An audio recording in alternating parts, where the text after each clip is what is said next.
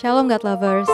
Pagi ini sebelum kita mulai beraktivitas, mari sama-sama kita sembah Tuhan dan puji Dia.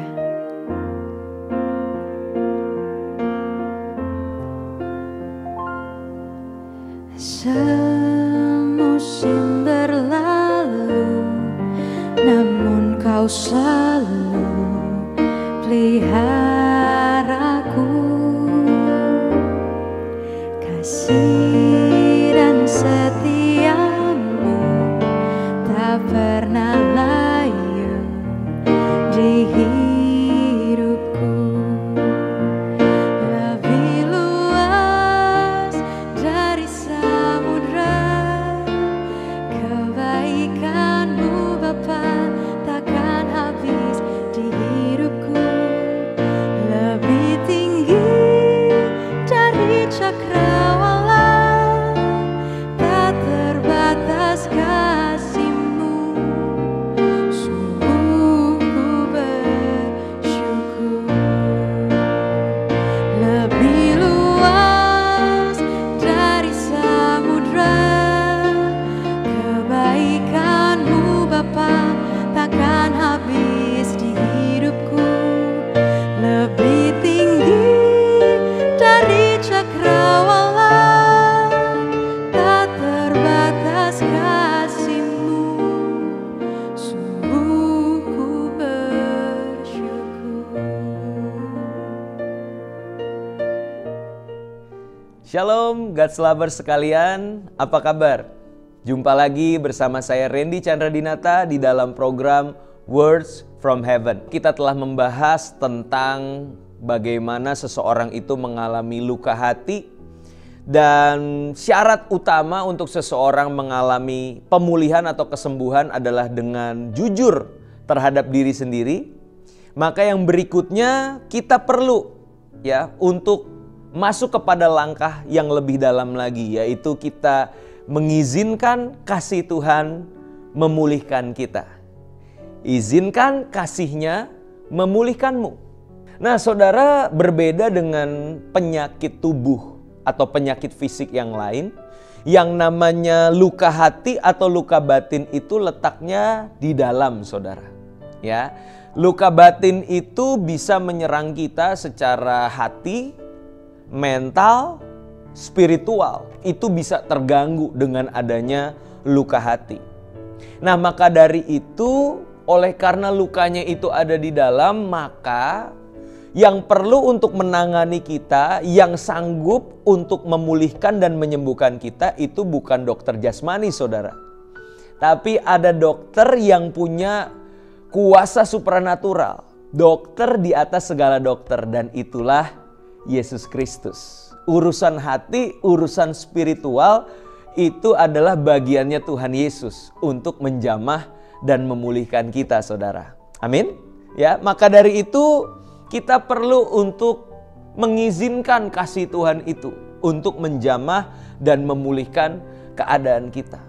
Pertanyaannya adalah bagaimana caranya? Gimana caranya saya boleh mengalami pemulihan yang daripada Tuhan atas luka hati saya?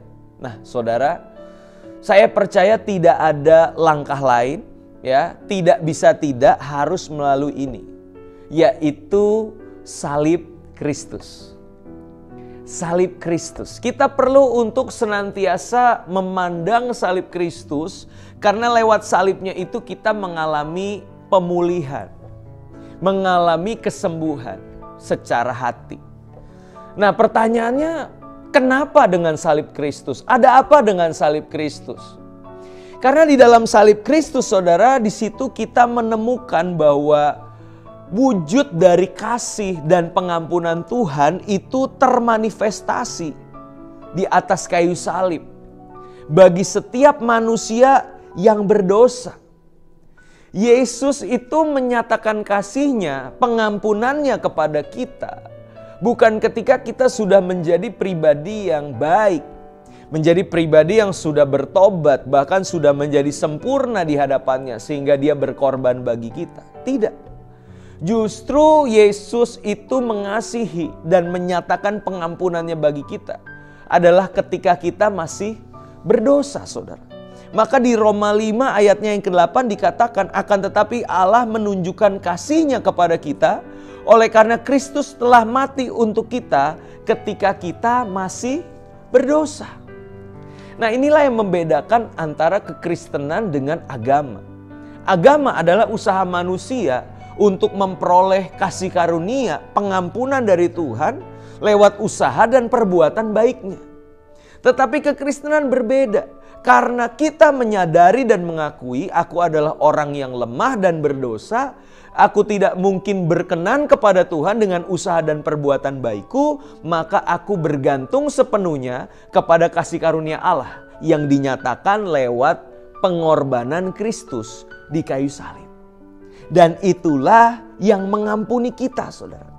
Itulah yang telah menebus kita dari dosa dan pelanggaran. Nah, maka dari itu saudara, mengapa tadi saya katakan untuk kita mengalami pemulihan harus memandang kepada salib Kristus. Karena lewat salib Kristus itu menjadi sebuah alasan, saudara. Menjadi sebuah alasan yang paling mulia. Sebuah dorongan atau motivasi yang paling kuat untuk kita bisa mengampuni orang yang bersalah kepada kita.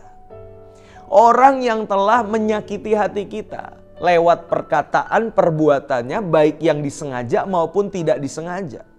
Kita diberikan alasan dan kekuatan, motivasi untuk mengampuni mereka. Sekalipun apa saudara, sekalipun mungkin mereka tidak minta maaf dan tidak mengakui kesalahan mereka. Namun toh kita tetap mengasihi dan mengampuni mereka. Kenapa? Sebab Allah yang telah lebih dulu mengasihi dan mengampuni kita. Pengampunan yang mengalir dari hidup kita itu adalah bentuk dari akibat. Akibat dari apa, saudara? Sebabnya adalah Allah yang lebih dulu mengasihi kita. 1 Yohanes 4 ayat 19 katakan, kita mengasihi karena Allah lebih dulu mengasihi kita. Kita mengampuni karena Allah lebih dulu mengampuni kita. Bukan karena kita yang sudah baik, tapi karena Allah yang baik. Nah, begitupun ketika kita berhadapan dengan sesama kita, saudara, bukan karena orangnya sudah minta maaf, sudah jadi baik sama kita. Bisa jadi tetap dengan perbuatannya tidak mengakuinya, tidak merasa bersalah, tapi kita memilih untuk tetap mengasihi dan mengampuni mereka. Sebagaimana Tuhan lebih dulu mengasihi dan mengampuni kita. Amin. Mari kita satu dalam doa. Bapa dalam surga, kami sungguh bersyukur untuk kebenaran firman-Mu yang boleh kami dengar pada kesempatan kali ini. Kami bersyukur punya Tuhan yang menyatakan kasih dan pengampunannya bukan hanya lewat perkataan, tapi Engkau Tuhan yang menyatakan cinta-Mu, mengekspresikan cinta-Mu lewat pengorbanan-Mu di kayu salib. Disitulah kasih dan pengampunan-Mu telah kami terima secara utuh dan sempurna. Maka dari itu Tuhan, ketika kami menerima pengampunan-Mu, di saat yang sama kami mengizinkan kasih-Mu itu mengalir di dalam hati kami.